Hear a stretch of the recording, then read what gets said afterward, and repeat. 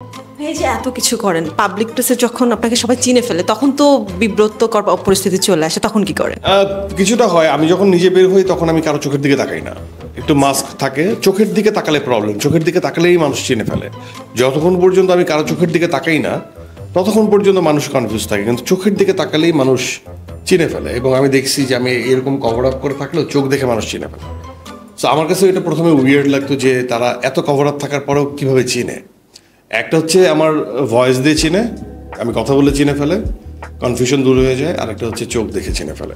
So আমি খুব eye contact থেকে দূরে থাকি এবং নিজের মতো থাকি, নিজের মতো হয়তো বা নিজে ভাবি বা দেখতেছি ওকে ফাইন। আর মাঝে মাঝে ম্যাক্সিমামই খুব লেট নাইটে বের হওয়া হয়, আর একটু তো হ্যাসেল থাকবেই।